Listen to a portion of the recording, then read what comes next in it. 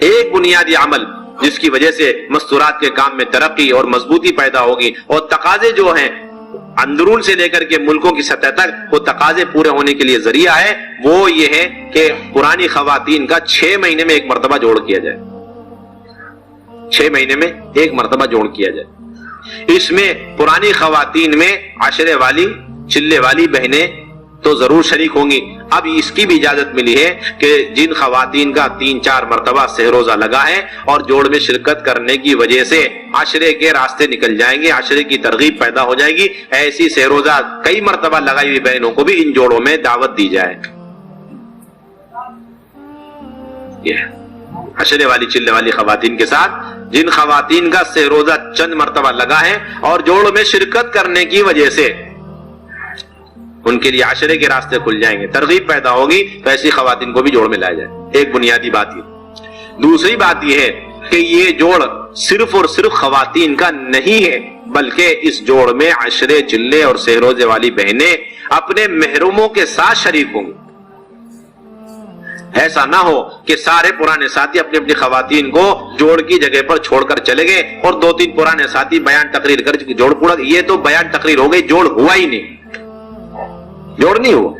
ایک خواتین کو ہم نے بیان تقریر کے لیے جمع نہیں کیا، ایک کام، ایک مقصد ہے۔ پچھلے 6 مہینے میں کیا ہوا، آئندہ 6 مہینے کا سارا کام، سارے تقاضے ان کے سامنے رکھنے، اندرون سے لے کے پورے عالم کے۔ اس کے لیے جتنا عورتوں کا ہونا ضروری، اتنا ہی ان کے محرم مردوں کا اس میں شرکت کرنا ضروری۔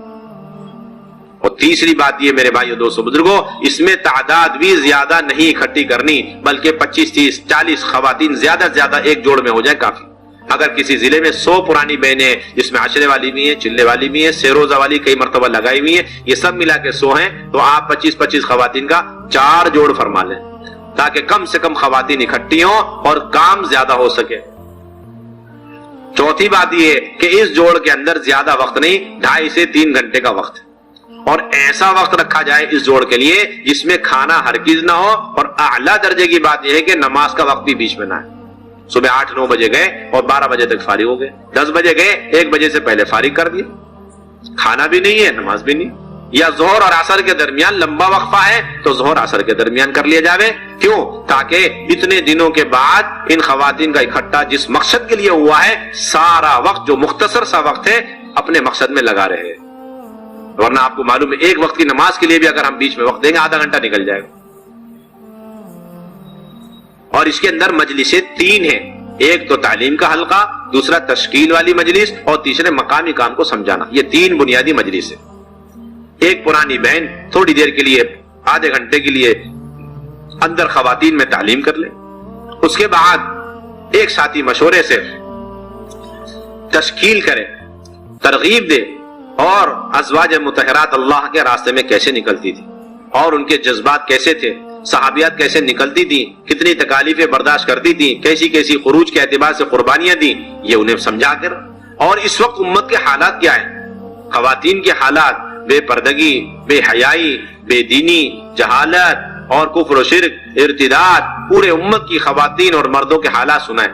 اور خصوصاً اس وقت کوئی جماعت اپنے صوبے کی ہو، اپنے ضلع کی ہو یا اپنے ملک کی ہو، کوئی ایسی جماعت، 2 جماعت، 3 جماعت جو ابھی تازی کسی علاقے میں، ملک میں کام کر آئی، اور انہوں نے آنکھوں سے امت کی خواتین کا حال دیکھا، بے دینی کا، جہالت کا، غفلتوں کا، ان تازی کارگزاریوں کو اسی وقت سنائیں، بڑے اہتمام سے سنائیں، اور پھر اس کے بعد ان کی تشکیل کریں، تاکہ ان تمام آئے ہوئے بھائیوں میں، بہنوں میں جذبہ پیدا ہو اور سب کے سب اندر سے تیار ہو جائیں۔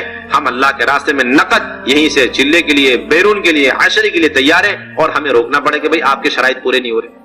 اب تو اللہ معاف فرمائے، اعزاز اور اکرام کے طور پر ایسے ساتھیوں کو بٹھا دیتے جو سیرت کی روشنی میں بہت اچھے بیان کر لیتے، لیکن کارگزاریاں سنا کر، امت کے حالات سنا کر کے مجمع کو وصول نہیں کر پاتے، بلکہ وہ لوگوں کے بھی جذبات نہیں بنتے جن کے شرائط پورے ہو رہے، ان کے بھی جذبات نہیں بن پاتے جن کے نکلنے کا وقت آ گیا ہے۔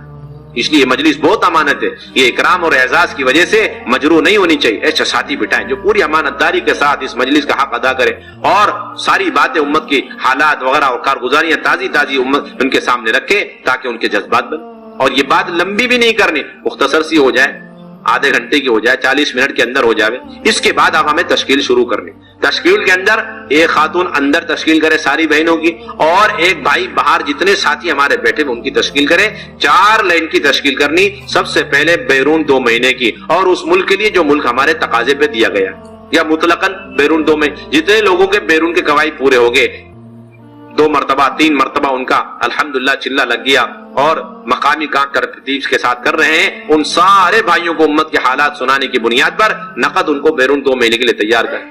اور اس کے بعد جن کا چلے کا وقت آ گیا ہے یا جن کے چلے کے شرط پوری ہو گئے انہیں چلے کے لیے کھڑا کریں، اور جن کے عشرے کے وقت آ گیا یا عشرے کے شرائط پورے ہو چکے انہیں عشرے کے لیے. باقی جتنا مجمع مچا ہوا کم سے کم انہیں سہ روزہ کے لیے تیار کریں. اور ان میں جو لوگ اپنی پوری جماعت بنا لیں اسے الگ سے لکھ لیں، اور جو اپنی جماعت نہیں بنا سکتے اپنی ذات سے تیار ہے تو ان کو فوراً یہیں بیٹھے بٹھائے جماعت بندی ان کی کر دیں. اب یہ 4 مجلسیں لگ گئی، بیرون 2 مہینے والی، چلے والی اور عشرے والی، سہ روزہ والی. اب ان کے نام لکھ لیے جائے اور ان کا درمیانی ایک نکلنے کا وقت تاریخ بھی طے کر لیا جائے، اور ان کا خرچ بھی ان کے مشورے سے اسی مجلس میں طے کر لیں، اور پھر ان کی وصولیاں بھی اسی مجلس میں لی جائے. چاروں طرح کی جماعتوں سے، بیرون 2 مہینے جانے والوں سے بھی وصولیاں بھی لینی، چلے والوں سے بھی، بلکہ یہ جتنا مجمع پرانوں کا، پرانے جوڑے ان پرانوں کی یعنی قدیمات کے جوڑ میں اکٹھے ہو رہے، یہ تو وصولیابی کے ساتھ اور پاسپورٹ کے ساتھ آئے جوڑ کے اندر. اسی وقت آپ کو پاسپورٹ جمع کرانے، اسی وقت اپنی وصولیابی بیرون کی آپ کی جمع کرانی. اور 2 مہینے اور چلے کی جو جماعتیں تیار ہوئی ہیں ان کے قواعد کے پرچے بھی اسی وقت ہو، اس کو وہیں لکھ کر کے نظام الدین روانہ کیا جائے. اور جو عشرے اور سہ روزہ والے ہیں ان کا رخ وہیں سوچ کر ان کے روانگی کون کرے اور اس کے بعد ان کے نکلنے کی کیا ترتیب ہو. یہ سارا کام اس کے لیے کم سے کم آدھا گھنٹہ بھی لگ جائے، آپ بالکل کھل کر کے وقت دیں. یہ نہیں کہ 10 منٹ 5 منٹ 15 منٹ، نہیں، بلکہ یہ جماعت بندی کا کام ہے. آئے ہوئے ایک ایک بہن ایک ایک بھائی کو مکمل وصول کرنا ہے. ان 4 تشکیلوں میں سے کسی نہ کسی ایک تشکیل میں ایک ایک کی ترتیب بندی ہمیں کرنی ہے، اسی کا یہ جوڑ ہے. کیا اس کے لیے ہمارا وقت لمبا لگ جائے کوئی حرج کی بات. اب یہ 2 مجلس مکمل ہوئی، اندر سے بھی تشکیل کا پرچہ منگا لیں، اسے بھی ملا لیں. کون اندر سے تیار ہے چلے کے لیے، اس کا شوہر بھی چلے کے لیے تیار ہے. 2 مہینے کے لیے اندر سے نام آئے، اس کا شوہر بھی 2 مہینے میں والوں پہ بیٹھا ہوا ہے، بہت اچھی بات.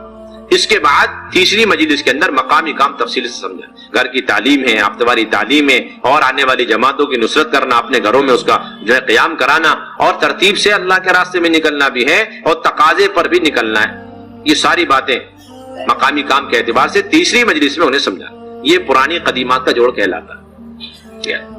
اور یہ جوڑ 6 مہینے میں ایک مرتبہ کرنا ہے، لیکن اگر تقاضا ہو شدید اور بیچ میں جوڑنے کی وجہ سے کوئی تقاضا پورا ہو سکتا ہے، بیرون کی جماعتیں فوراً ہمیں بنانی ہے اور ملکوں کے تقاضے ہمیں ملے ہیں، تو آپ وقت سے پہلے بھی پرانی خواتین کا جوڑ کریں. یا کوئی جماعت بڑی قیمتی آئی ہے اور ان کے ذریعے سے اگر جوڑ ہو گیا تو چلے کی اور عشرے کی یا بیرون 2 مہینے کی جماعت وصول ہو سکتی ہے، اس موقع پر بھی آپ پرانی خواتین کو جوڑ کرائیں.